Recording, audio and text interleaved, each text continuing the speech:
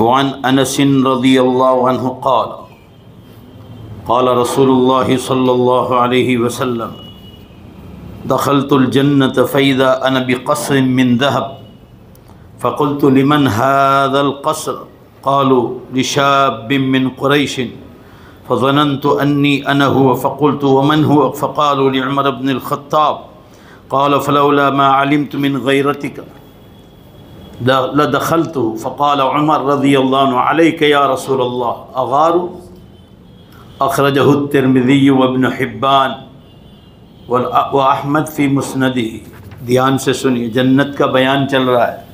हज़रत अनस रज़ियल्लाहु अन्हु बयान करते हैं कि रसूलुल्लाह सल्लल्लाहु अलैहि वसल्लम ने फ़रमाया, मैं जन्नत में दाखिल हुआ। आप सल्लल्लाहु अलैहि वसल्लम फरमा रहे हैं,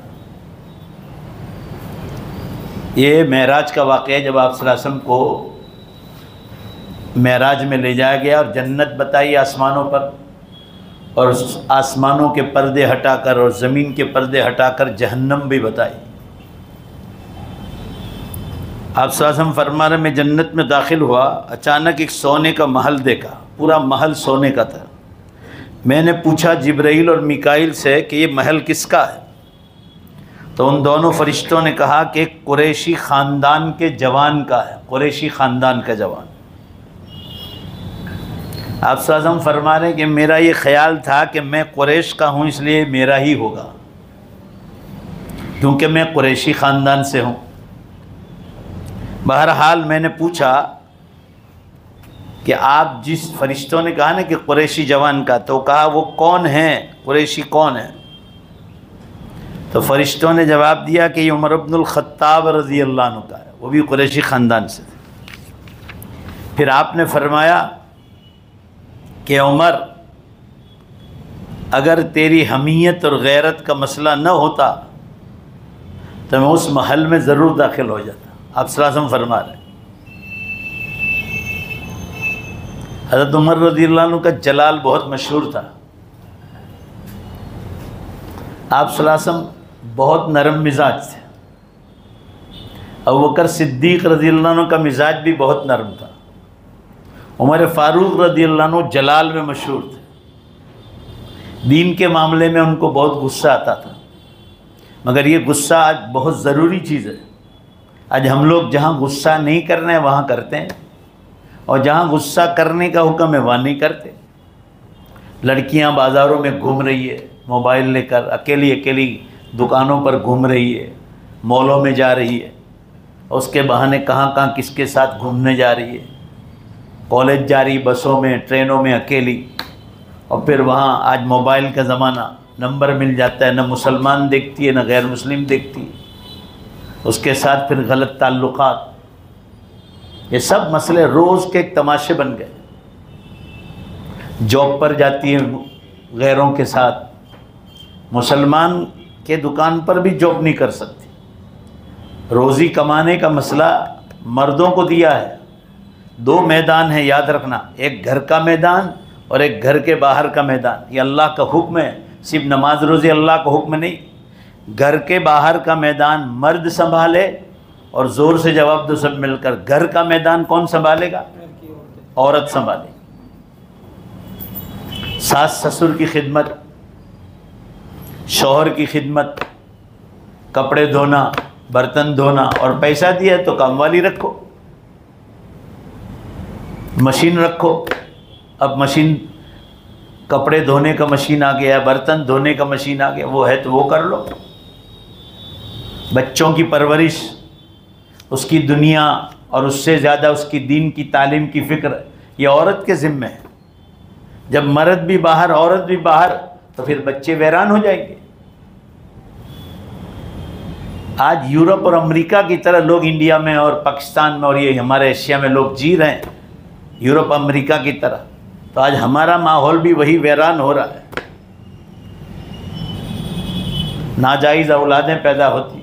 अभी एक अखबार में मैंने देखा 4-5 दिन पहले, एक औरत सिविल हॉस्पिटल में बच्चा दिया, नाम थाम भी लिखवाया उसने और गलत एड्रेस दिया, और जहाँ बच्चे की विलादत हो गई, डिलीवरी, तो चुपचाप वो हॉस्पिटल से भाग गई।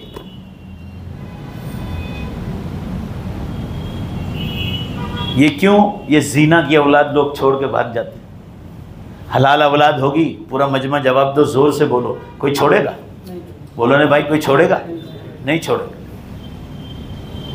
यहाँ तक कि लोग गला भी घोंट देते हैं बच्चे का, मार डाल के नालियों में डाल देते हैं। ऐसे ऐसे वाक़यात भी हो रहे हैं। 48% अमेरिका में नाजायज़ औलाद है, 48%। यही हाल यूरोप का है। आप सोचो, अपनी बीवियों को पर्दे में रखो, ये अल्लाह का हुक्म है। दोस्तों के दरमियान भी पर्दा होना चाहिए। हमारे अंकलेश्वर में अभी एक किस्सा बना, दो दोस्त की दोस्ती थी, उसकी हाज़िरी में फैमिली के साथ उसके साथ आना जाना होता था। फिर उसकी बीवी के साथ उसका चक्कर हुआ, और फिर क्या हुआ, वो दोस्त ने उसकी बीवी को मनवा लिया कि तू उससे तलाक ले ले और मेरे साथ शादी कर ले। कोई तलाक देगा अपनी बीवी को? कोई नहीं देगा। मारपीट हुई दोनों दोस्तों में, समझिए आप। फिर मसला हल नहीं हुआ तो वाकई फिर उसने तलाक दे दी और उसका घर टूटा। जिसने अपने दोस्त की बीवी के साथ गलत ताल्लुक़ करके तलाक दिलवाई, उसकी पहली बीवी का उसको तलाक हो गई, उसने उसकी बीवी को तलाक दी और इसने अपनी बीवी को तलाक दी। ये कितने दिन तक ये जो नाजायज़ ताल्लुक़ात की वजह से ताल्लुक़ करते हैं उसमें कोई खैर व बरकत नहीं होती। फिर इसने वापस जिसको अपनाया था दूसरी वाली को, उसको भी तलाक दे दी। घर के घर बर्बाद। ये क्यों? बेपर्दगी की वजह से। आपका शरीयत में फरमाया कि देवर से भी पर्दे का हुक्म, जेठ से भी पर्दे का हुक्म। क्या दोस्तों को अंदर घुसाने का? घर के अंदर घरों में पर्दा लाओ, शर्म होया। अल्लाह ताला ने कुरान में फरमाया, कुरान में, कि औरतों जब तुम अकेली घर पर हो और कोई तुम्हारे घर में सामान लेना है, जैसे तुम्हारे शौहर का काम था और घर में कोई नहीं है, तो फरमाया उन लोगों से कहा कि पर्दे के पीछे से ले लो। ये नहीं कि औरत उसके सामने चली जाए। मिन वराए हिजाब, हिजाब पर्दे को कहते हैं। फसअलूहु मिन वराए हिजाब, तुमसे जो सवाल करना है या लेना है वो पर्दे के पीछे से करो। पूछा भाई इब्राहिम भाई इस्माइल भाई है, तो पर्दे के पीछे से जवाब दे कि नहीं, घर आए जब आना, सीधी बात। और कुरान ने एक जगह तो कहा कि ऊंची आवाज़ से बात करो, लड़ाई झगड़ा नहीं, ऊंची आवाज़ से, ताकि किसी के दिल में चोर हो, किसी मर्द के दिल में इश्कबाजी का और नाजायज़ ताल्लुक़ का, तो वो घबरा जाए कि वो समझे कि औरत ऐसी नहीं। इसलिए कुरान में है कि ज़ोर की आवाज़ से जवाब दो। ये सब शर्तें इसलिए लगाई है ताकि समाज पाकीज़ा और हलाल रहे।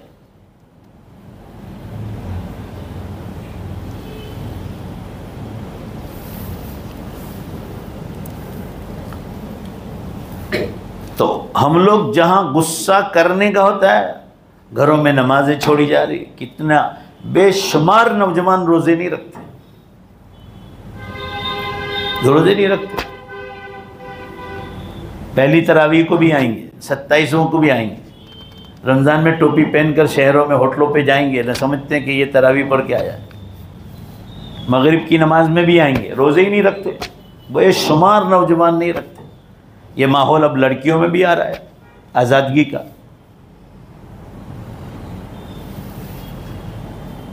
याद रखो, ये दुनिया अल्लाह की है। ज़रा ज़ोर से बोलो, किसकी है? हाँ, हिसाब अल्लाह को देना है। ये जितनी बिल्डिंगें देख रहे हैं, इसमें जो मटेरियल है वो इंसान माँ के पेट से लेकर नहीं है, वो सब अल्लाह का है। ज़मीनों में मिट्टी, ईंटें बन रही है, सीमेंट बन रही है। ये ज़मीनों में ज़ोर से बोलो, किसने बनाया था? अल्लाह ने बनाया। ये जो गाड़ियाँ, मशीनरियाँ हैं, एरोप्लेन है, स्टीमर है, हमारी 2 व्हीलर गाड़ियाँ, 4 व्हीलर गाड़ियाँ, ट्रेनें, बसें, ट्रकें हैं, फैक्ट्रियों की जो मशीनरियाँ हैं, ये जो इसमें लोहा है, स्टील है, एल्यूमिनियम है, सोना चांदी के ख़जाने हैं, और गाड़ियाँ चलाने के लिए डीज़ल, पेट्रोल और उससे बनने वाले 11 ऑयल। पूरा मजमा ज़ोर से जवाब दो। और जो घर पर बैठे सुन रहे हैं वो भी ज़ोर से जवाब दो। ये सारे ख़जाने ज़मीन में किसने भर रखे थे? अल्लाह ने, इंसानों की ज़रूरियात के लिए। आजकल लोग कहते हैं कि साइंस वालों ने ये तरक्की की, अरे नास्तिक बन जाओगे, तुम्हारी औलादें कॉलेजों में स्कूलों में नास्तिक बन रही है। मैंने आगे भी कहा था, स्कूल में सवाल होता है, हु मेड दिस चेयर, ये कुर्सी किसने बनाई? तो क्या रमन अंकल या रमन काका मेड दिस चेयर, रमन काका ने कुर्सी बनाई। आपका बच्चा नास्तिक बन गया, ये रमन काका ने बनाई। पहला मदरसा साथ पढ़ाओगे तो सवाल ये होगा कि रमन काका को पैदा करने वाला कौन था? बोलो जोर से, अल्लाह। रमन काका को कुर्सी बनाने की अकल किसने दी? यही जवाब साइंस वालों के लिए, कि साइंस वाले जो हैं, ये जितनी टेक्नोलॉजी और साइंस है, ये सब साइंस वालों को पैदा करने वाला कौन? और ये मशीनरियाँ बनाने की उनको अकल किसने दी? अल्लाह ने। तो सारा मामला अल्लाह के खाने में जाना चाहिए। और हम लोग साइंस वाले करके नास्तिक बन रहे हैं। जहन्नम की आग में फेंक देगा साइंस वालों का नाम लोगे। ईमान कमज़ोर है, ईमान मजबूत करो। इतनी बड़ी आसमानों ज़मीन बना सकता है, तो आसमानों से गाड़ियाँ नहीं उतर सकता, वो तो बना सकता है, प्लेन भी उतार सकता है। अरे ये जानवर, जिंदा जानवर पैदा करता है, कितनी कितनी चीज़ें पैदा करता है, ज़मीनों से अनाज और गल्ले तरकारियाँ पैदा करता है। एक दाना डालो, हज़ारों दाने निकलते हैं उसमें से। ये इंसानों की ज़रूरियात, मखलूक़ात की ज़रूरियात अल्लाह पूरी करता है। अल्लाह चाहते तो आसमान से प्लेन भी उतार सकते थे, गाड़ियाँ भी उतार सकते थे। जब सूरज और चाँद जैसी चीज़ें, आसमान और ज़मीन जैसी चीज़ें पैदा कर सकता है, हवा पैदा कर सकता है, पीने का पानी पैदा कर सकता है, तो क्या ये चीज़ें नहीं उतार सकता था आसमानों से? तैयार उतार देते तो इंसान का इल्म कैसे आगे बढ़ता? इंसान का दिमाग जो है ना, बिल्कुल बर्फ़ की तरह जाम हो जाता। इंसान का दिमाग आगे बढ़ता ही नहीं। तो जैसी जैसी ज़रूरत पड़ी, अल्लाह को मंजूर हुआ, वैसी वैसी चीज़ें इंसानों को अकल दी कि देखो ज़मीनों में ख़जाने निकालो, इसको मिलाओ और इसकी चीज़ें, ये चीज़ें बनाओ। ज़रा ज़ोर से बोलो, अब जवाब दो सब मिलकर। ये सब मशीनरियों का बनाने वाला कौन है? अल्लाह की ज़ात। इंसान तो ज़रिया है, और इसलिए इंसान को बीच में रखा ताकि इंसान अपने मालिक का शुक्र अदा करे, सजदा करे उसके साथ। सारी दुनिया के आप साइंटिस्ट बन जाओ, टेक्नोलॉजी वाले बन जाओ, और आपको खुदा न मिले तो क्या फ़ायदा? और वो इल्म मिलेगा, अल्लाह मिलेगा दीन के रास्ते से। और आज सारे मुसलमान, मालदार, एजुकेशन वाले, गरीब लोग सब एजुकेशन की तरफ भागते हैं। अरे भागो, कोई ना नहीं कहता, वो एजुकेशन भी अल्लाह ने उतारा है, मगर दीन का इल्म नहीं होगा, जो हलाल और हराम का इल्म है। तो याद रखो, आप हलाल और हराम का इल्म नहीं होगा तो आपकी औलादें आपके हाथों से निकल जाएगी। और अगर उनको जहन्नम की आग में फेंका, जैसे मैंने कहा, आप सिर्फ स्कूल पर और कॉलेज पर ध्यान देते हो और दीनी तालीम पर ध्यान नहीं दिया, और आपकी औलादें नास्तिक बनी, जैसे कि आजकल लड़कियां कॉलेजों से भाग रही, मुस्लिम लड़कियां जॉब पर से भाग रही, बराबर। तो कभी अगर उसने ईमान छोड़ा और वो जहन्नम में गई तो उसका ज़रिया आप बने, आपने कॉलेज में भेजा था, आपने जॉब पर भेजा था। औरत का काम रोज़ी कमाने का नहीं, रोज़ी की जिम्मेदारी, ज़ोर से बोलो, किसको दी? अल्लाह ने, मर्दों को दी। और जब औरतों को भी साथ भेजोगे यूरोप और अमेरिका की तरह, तो वही अंजाम होगा आपका भी, मुस्लिम समाज का भी, जैसे आजकल हो रहा है। हज़रत उमर रज़ी अल्लाह अन्हु को गुस्सा आता था दीन के मामले में, तो हुज़ूर सल्लल्लाहु अलैहि वसल्लम ने फरमाया कि उमर, आपके गुस्से का सिर्फ ख्याल आया कि आपको गुस्सा दीन के मामले में बहुत जल्दी आता है, कहा इसकी वजह से कि आपको गुस्सा ना आए, तो इसलिए मैं उस महल में दाखिल नहीं हुआ। मुझे बताया फरिश्तों ने कि हज़रत उमर रज़ी अल्लाह अन्हु का है, कहा वो इतना खूबसूरत था, इतना खूबसूरत था, मेरा महल तो सबसे आगे बढ़ा हुआ है, मगर जन्नत का वो महल इतना खूबसूरत था कि आपके गुस्से का ख्याल ना होता तो मैं अंदर दाखिल हो जाता। हज़रत उमर रज़ी अल्लाह अन्हु है ना, ज़मीन पर सोते थे, ज़मीन पर, और कैसरों के, किसरा के बादशाहों के दिल महलों में धड़कते थे, इतना रौब था खुदाई।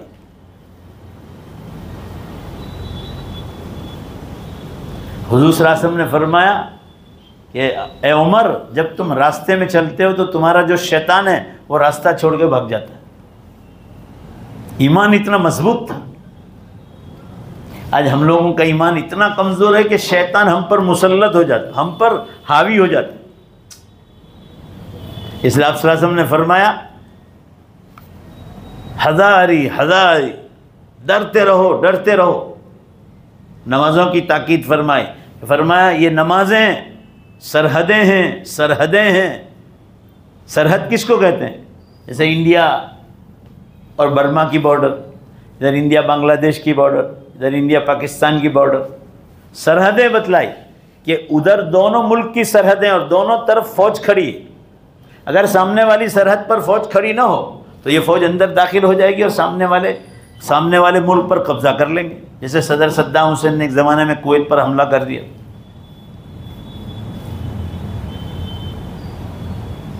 अंदर घुस गया था सदर सद्दाम से, कुवैत का बादशाह रातों रात भाग गया था।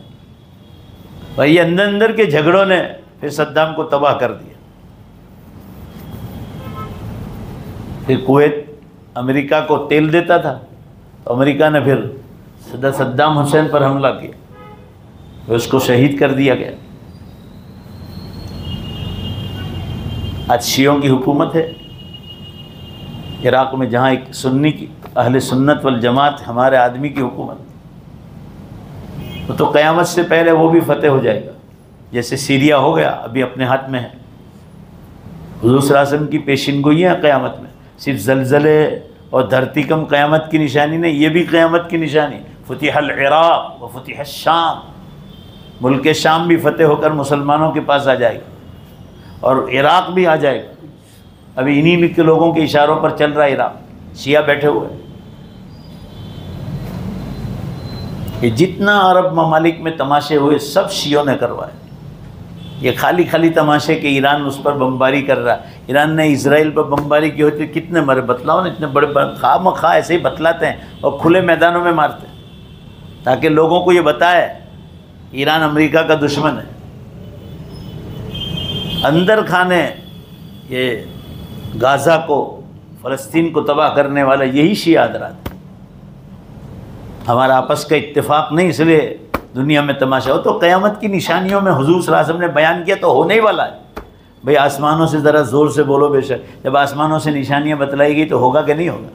आप सल्लल्लाहु अलैहि वसल्लम ने फरमाया कि दुनिया की कौमें आखिरी ज़माने के मुसलमानों का ईमान कमज़ोर होगा तो दुनिया की कौमें मुसलमानों पर टूट पड़ेगी। सहाबा ने पूछा अल्लाह के रसूल मुसलमान कम होंगे? कहा नहीं, सबसे ज़्यादा होंगे, क़यामत तक इतने नहीं होंगे इतने मुसलमान होंगे। कहा फिर क्यों होगा?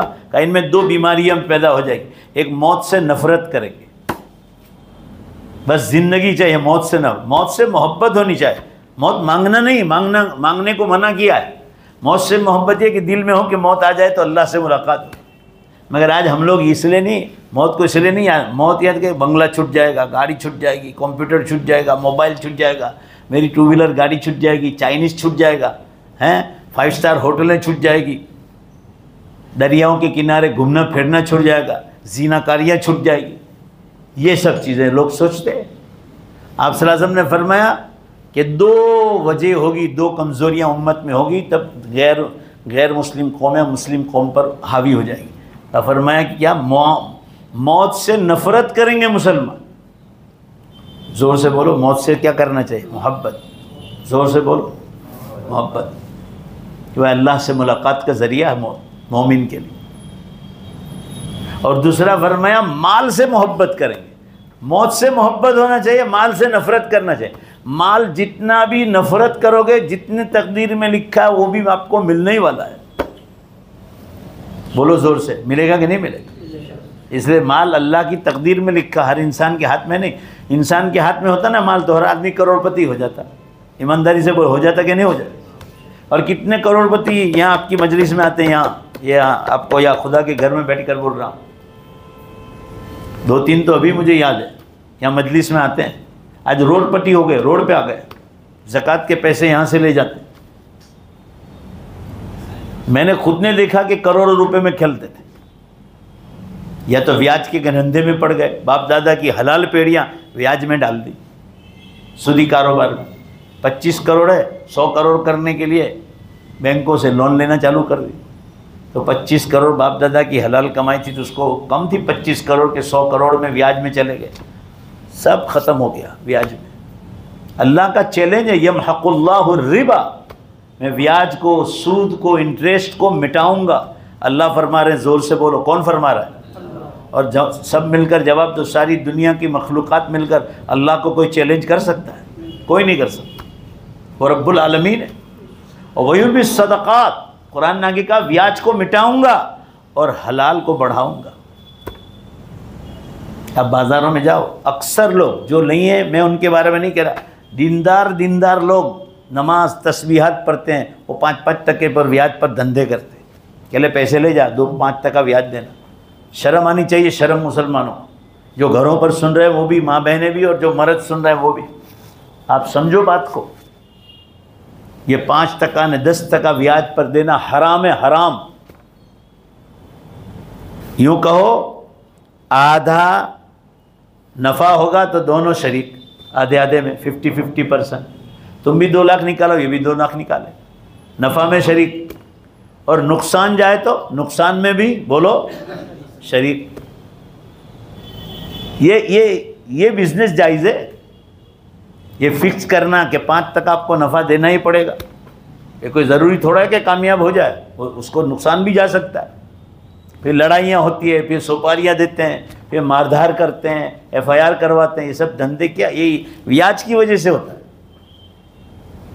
आपको बार बार कहता हूँ कि मस्जिदों के इमाम हैं, मस्जिदों में मदरसों में पढ़ाने वाले उलमा हैं, बैंकों को जानते भी नहीं। वो अपने बीवी बच्चों के साथ कैसे रहते हैं, और उनके पास जितना सुकून है, कसम अल्लाह की खाकर कहता हूँ, ज़ोर से ईमानदारी से बेशक बोलो, उन जैसा दिन दुनिया में सुकून किसी बड़े बड़े मालदारों और बादशाहों के पास भी नहीं है। आपको आगे भी बताया था, सोलापुर का doctor Girish Savalkar charter plane रखता था और पूरे इंडिया से उनके यहाँ लाइन लगती थी, न्यूरोलॉजिस्ट डॉक्टर, और बिजनेस इतना बढ़ा दिया था कि अल्लाह की पनाह। आप खुद सोचो, सोलापुर से बम्बई आते थे पेशेंट को देखने, बीमार को, तो चार्टर प्लेन से आते थे, खुद का चार्टर प्लेन था। कितनी दौलत होगी, मगर अंदर से सुकून नहीं था। मगर अपनी लाइसेंस से, अपनी लाइसेंस वाली बंदूक से अपनी सर में मार दिया और मर गए। इसलिए मैं हमेशा कहता हूँ, ओहदा, पैसा, पद जिसको कहते हैं, ओहदा, माल दौलत, समझे आप, शोहरत, बादशाहत, पूरा मजमा ज़ोर से बोलो, धीमे से नहीं, ये कभी इंसान को दिल का सुकून नहीं दे सकते। दिल का सुकून जो है ना, ज़िंदगी जीना हो तो अल्लाह की याद से मिलता है, नमाज़ों से, रोज़ों से, ज़कात से, हज से, कुर्बानी से, तिलावत से, ज़िक्रुल्लाह से, दुरूद शरीफ से, इस्तग़फ़ार से, हलाल कमाई से, हराम से बचने से, गुनाहों से बचने से, ये अंदर का सुकून मिलता है। बड़े बड़े फिल्म स्टार, फिल्मी हीरोइन ने आत्महत्या की, पूरा इतिहास है दुनिया में, देखो आप। आत्महत्या मुसलमानों में बहुत कम है, पेपर वाले भी लिखते हैं कि आत्महत्याएं गैर मुस्लिमीन में बहुत है, और बाकायदा लिखते हैं, मैंने खुद ने पढ़ा कि मुस्लिमों में आत्महत्या बहुत कम है, बहुत ओछी है। यानी खुदकुशी करना हराम। इस्लाम नेमत मिले शुक्र अदा करो, मुसीबत आए सब्र करो, पर आत्महत्या करने की इजाज़त नहीं। आज मुस्लिम औलादों में जो जिनको आप दीन नहीं पढ़ाते ना, वो कॉलेज में फेल होते हैं तो आत्महत्या करते हैं बच्चे। अभी आनंद के पास एक गांव में लड़की कॉलेज कर रही थी, उसने बिल्ली पाल रखी। आजकल बिल्लियां पालने का बहुत शौक है, फॉरेन की बिल्ली। अभी मैंने रास्ते में एक जगह देखा, कीम चौकड़ी पर एक बुरखे वाली औरत जैसे अपने बच्चे को उठाए, ऐसे वो वाइट बिल्ली को उठा के घूम रही थी। फिर उसको बुच्चे देते हैं, किस करते हैं उसको, ये कर। इतनी अकल नहीं है कि उसके जम्स के जंतु तुमको लगेंगे। ये जहाँ पर बाज़ार में एक लड़की थी, यहाँ मेरे पास इलाज के लिए 10 दिन तक हॉस्पिटल में रखा था। वो बिल्ली को उठा के बोसा देती थी, तो उसके जम्स लग गए थे बिल्ली के। बिल्ली घरों में आने वाले जानवर हैं, आने जाने वाले जानवर। आप उसको खिलाओ, दूध पिलाओ, समझे आप, उसको बिल्ली का खाना दो आप, तो घरों में आने जाने वाले जानवरों में शुमार किया। मुर्गियाँ, कभी बिल्ली ने मुंह मार दिया दूध में तो मसला है किताबों में कि दूसरा दूध ना हो आपके पास और आप इतने गरीब हों तो दूध को इस्तेमाल करना जायज़ बतलाया। हो न हो तो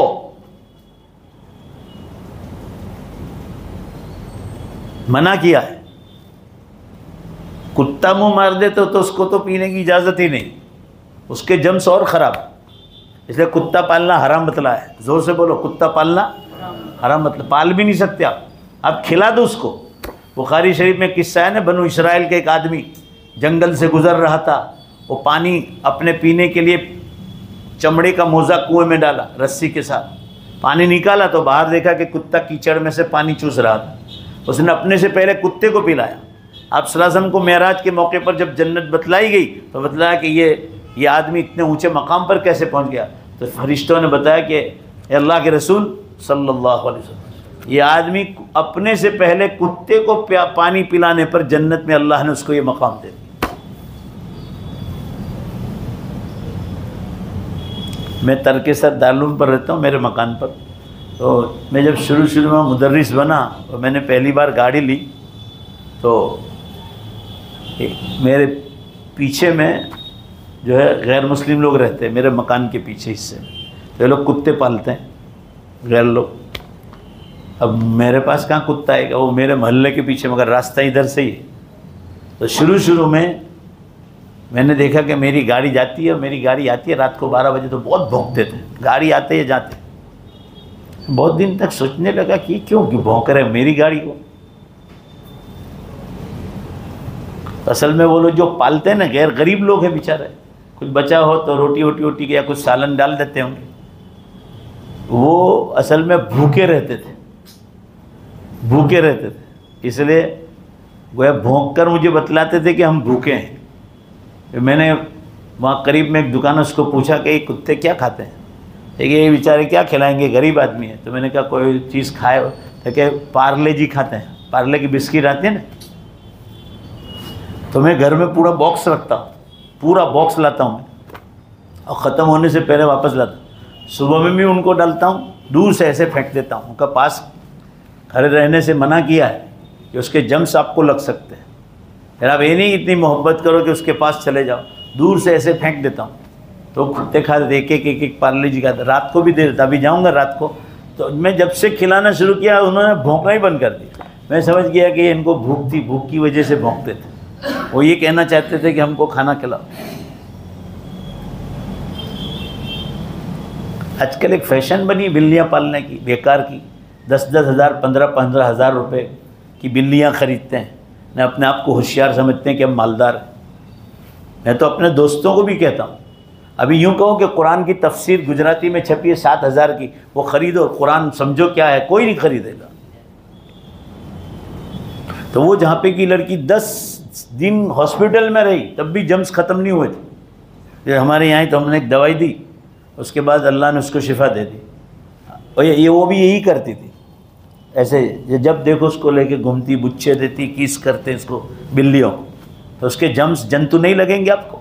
ये किसने कहा है? घरों में आने जाने वाले जानवर। इसको ये तरीका कि तुम्हारे गोद में सुलाओ, रखो, तुम्हारे पलंग पे सुलाओ। कैसा कैसा काम कर रहे हैं। अभी एक साहब ने सुना है कि अदाजन पाटिया पर मालदारी का बहुत खुमारी है उसको। वही बात, घरों में दीन नहीं, तो वो अपनी गाड़ी के पीछे दूसरी पीछे की सीट पर ये ईसाइयों की तरह है ना, कुत्ता लेके घूमता है। तो मैंने कहा कि भाई तुम उसका फ़ोन नंबर मुझे देना, मैं उसको समझाऊंगा। मैंने मांगा है नंबर, आजकल आएगा तो मैं बात करूंगा उससे। वो मुझे जानता है और मैं उसको भी जानता हूँ, लेकिन मानो उसको समझाओ कि इसको पैसे की बहुत खुमारी है कि कुत्ता लेके घूमता है। अब आप बतलाओ, पूरा मजमा बतलाओ, कुत्ता गाड़ी में घर के सामने बांधने की इजाज़त नहीं है, पालने की इजाज़त नहीं, तो गाड़ी में बिठाने की इजाज़त होगी? बोलो ना भाई। और अखबारों में आता है कि अमेरिका, यूरोप में जितने लोग कुत्ते पालते हैं उन सबको कुत्तों की जो जम से जंतु लगकर कितने लोग मर जाते हैं। एक मरतबा गुजरात समाचार में आया था, गुजरात मैंने खुद ने पढ़ा था कि उसके पेशाब में, उसके पसीने में, वो जो सांस लेता है वो बाहर निकालता है, उसमें उसकी लाड़ में, जो उसकी लाड़ है ना, थूक वो टपकती है, वो उसकी टॉयलेट में, उसके पेशाब में, सब में अलग अलग किस्म के जंतु होते। अल्लाह ने उसको अपने मकसद के लिए पैदा किया, मगर हमको ये थोड़ी हुक्म दिया कि उसको पालो। न बड़े मालदार लोग तो बाहर लिखते हैं, हाँ, गेट के बाहर, यूँ बताने के लिए कि हम बहुत मालदार हैं, हम कि कुतरा थी सावधान, बीवेयर ऑफ डॉग, इंग्लिश में लिखते हैं, यानी हम मालदार लोग। भाई हम पूछते हैं क्यों आप रखते हैं, तो क्या चोर आए ना तो पता पड़ जाए। मैंने कहा आप चोर ऐसे नहीं आते, वो रिवॉल्वर लेकर आते हैं, पहले तुम्हारे कुत्ते को मारेंगे नहीं, फिर आपको मारेंगे, कहाँ छुटने पाओगे तुम। अब ऐसे ही थोड़ी आते हैं। आपने गड़बड़ की तो रिवॉल्वर लेके ही घरों में घुसते हैं। तो अर्ज करने का मंशा ये है कि हज़रत उमर रज़ी अल्लाह अन्हु को दीन के मामले में गुस्सा आता था। उसका एहसास आप सल्लल्लाहु अलैहि वसल्लम को भी था कि उमर, मैं जब मेराज में गया तो आपका मुझे महल बतलाया गया और इतना खूबसूरत था कि मैं भी चूँकि कुरैश ख़ानदान का, उमर आप भी कुरैश ख़ानदान के हो, मुझे फरिश्तों ने कहा कुरैश के नौजवान का है। मैं समझा कि मैं भी कुरैश का नौजवान हूँ, शायद ये मेरा ही होगा। तो फरिश्तों ने कहा नहीं, उमर बिन खत्ताब का, आपका तो बहुत इससे भी बड़ा ऊँचा हो माशाअल्लाह। अब अगर उमर आपके गुस्से का ख्याल ना होता कि आपको जो है, तो मैंने फरमाया कि मैं उस जन्नत के उस सोने के महल में दाखिल हो जाता। हज़रत उमर रज़ी अल्लाह फरमाया अल्लाह के रसूल, मैं आपके साथ, आप हमारे नबी, मैं आपके साथ कैसे गुस्सा कर सकता हूँ कि आपका समाज में जो माहौल है उसकी वजह से मैं उस महल में दाखिल नहीं हुआ। अल्लाह ताला हम तमाम को आज एक ही हदीस होने पाई। आज मुझे बहुत सारे कामकाज हैं, इंशाअल्लाह दोबारा आइंदा हफ्ते ज़्यादा सबक पढ़ेंगे। अल्लाह ताला हम लोगों को जन्नत की तैयारी की तौफीक अता फरमाए और जो नसीहतें सुनते हैं अल्लाह हम सब को उस पर अमल की तौफीक अता फरमाए। जितने लोग बिल्लियाँ पालते हैं उनको कहो कि स्पेशल बिल्लियाँ पालने की इजाज़त नहीं दी है अल्लाह ने या नबी सल्लल्लाहु अलैहि वसल्लम। हाँ, घरों में आते जाते हों तो उसको खिलाओ पिलाओ, मगर घर में नहीं, या गोद में रखते हैं, गोद में बिठाते हैं, अपने बिस्तर पर सुलाते हैं। तो मैं कहना भूल गया, वो लड़की को कॉलेज कराई थी, दीन नहीं पढ़ा था, मुसलमान लड़की, बिल्ली मर गई तो उसने आत्महत्या कर ली, मुस्लिम लड़की। क्यों? दीन होता ना तो लड़की आत्महत्या नहीं करती, सुसाइड नहीं करती। ये मुसलमानों में जितनी खराबियां हैं वो दीन के छोड़ने की वजह से। अल्लाह ताला हम लोगों को दीन पर चलने की तौफीक अता फरमाए। दुरूद शरीफ पढ़ लो। ये असलम भाई यहाँ बैठते हैं, उनका बच्चा हॉस्पिटल में, किरण हॉस्पिटल में, दुआ कर अल्लाह उसको मुकम्मल शिफा अता फरमाए। बिस्मिल्लाहिर्रहमानिर्रहीम, अल्हम्दुलिल्लाहि रब्बिल आलमीन वल आक़िबतुल मुत्तक़ीन वस्सलातु वस्सलामु अला खैरि खल्क़ि मुहम्मदिन व आलिहि व अस्हाबिहि अजमईन। ए अल्लाह अपने फ़ज़ल से हमारे गुनाहों को माफ़ फरमा, हमारी ख़ताओं से दरगुज़र फरमा। ए अल्लाह ज़ालिमों के से साथ हम निमटने जाएंगे तो कुछ नहीं होगा और होगा तो अधूरा होगा, और अल्लाह आप ज़ालिमों से निमटेंगे तो आप ही पूरा कर दें। परवरदिगार आलम, हिंदुस्तान के जो हालात हैं ये अल्लाह आप हमसे ज़्यादा बेहतर जानते हैं। इन लोगों के हाथ में हुकूमत अता फरमा जो उम्मत, जो हिंदुस्तान की, हिंदुस्तानियों के लिए बेहतर से बेहतर हो। ए अल्लाह मुसलमानों के लिए दीन पर चलना यहाँ आसान फरमा। अहले फ़लस्तीन की गैब से मदद नाजिल फरमा। ए अल्लाह फ़लस्तीन वालों की गैब से मदद नाजिल फरमा। तेरे फ़रिश्तों का नुज़ूल फरमा। इज़राइल, अमेरिका और जितने ज़ालिम लोग हैं, चाहे वो मुसलमान हो, अल्लाह तो उनसे निमट ले। परवरदिगार आलम, 50,000 से ज़्यादा लोग शहीद हो गए, उन शहीदों को जन्नत में आला मकाम अता फरमा। लोगों ने बचपन से ले बचपना खोया, अल्लाह जवानों ने जवानी की, बूढ़े लोगों ने पूरी ज़िंदगी ख़त्म कर दी, शहीद हो गए। अल्लाह उन शहीदों के खून को रंग दे दे और इन ज़ालिमों पर आसमानी ज़मीनी बलाएँ नाजिल फरमा। अल्लाह हम करेंगे तो कुछ नहीं होगा और हम सीध दुआओं के सिवा कुछ नहीं कर सकते। अल्लाह तो आसमानों से उनकी मदद नाजिल फरमा।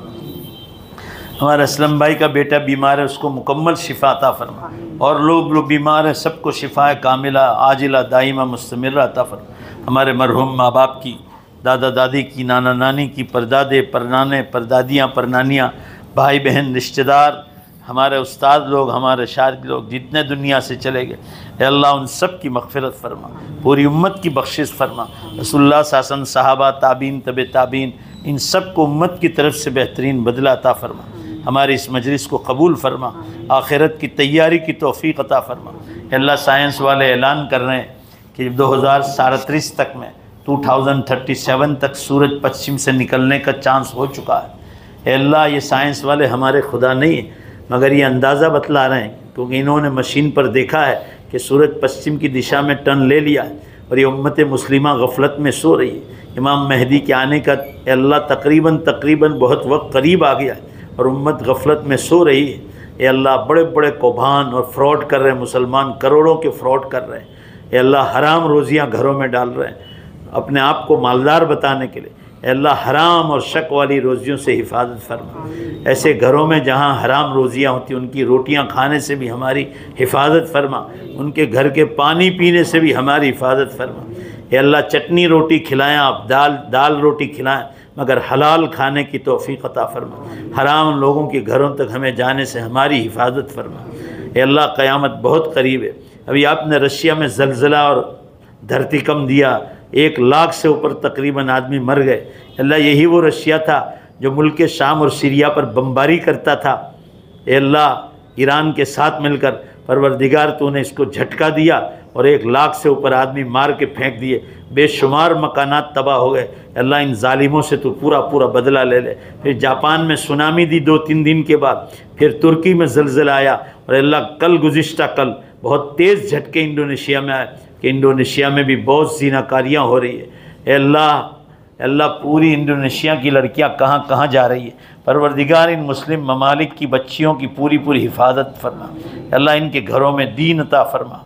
अल्लाह, हमारे ज़रिए इस्लाम का ऐसा काम ले ले कि पूरी दुनिया में इनकलाब आ जाए। तो जिससे चाहे तेरे दीन का काम ले सकता है। हम जैसे कमज़ोरों से भी तो दुनिया में काम ले ले कि दुनिया में इनकलाब आ जाए, तेरे दीन का बोलबाला हो। ए अल्लाह, तू रहीम व करीम है, अरहमर राहिमीन, अकरमल अकरमीन है। हम तमाम से तू अपने दीन का काम ले ले। जितने मदरसे चल रहे हैं, दारुल चल रहे हैं, इनकी गैब से मदद फरमा। जितने तबलीगी जमात के काम में खैर व बरकत नाजिल फरमा। उम्मत को इस काम से मोहब्बत अता फरमा। और जो लोग इज्तिमाओं में उम्मत को गलत रास्ते पर ले जा रहे हैं, अल्लाह, इन जालिमों से तो इस काम को छीन कर जो अच्छे लोग सही राह पर हैं और उनसे दीन फैल रहा है, अल्लाह, तो उनसे काम ले ले। और जो इस लाइन में दावत व तबलीग की लाइन में उम्मत को गलत मसले बताकर उम्मत को गुमराह कर रहे हैं, लाइन को इन राहों से हटाकर तो इनको दुनिया ही से ख़त्म फरमा दे। और जो लोग परवरदिगार आलम खानकाहों के बुज़ुर्गों के साथ वाबस्ता नहीं है, उन्हें खानकाहों के बुज़ुर्गों के पास बैठकर अपने दिल की इस्लाह की तौफ़ीक़ अता फ़रमा। हमारे तमाम उस्ताद और शयूख़ की हिफाजत फ़रमा, उनकी उम्रों में बरकत अता फ़रमा। हमारी दुआओं को अपने फ़ज़ल व करम से कबूल फ़रमा, रहमतिक या अरहम।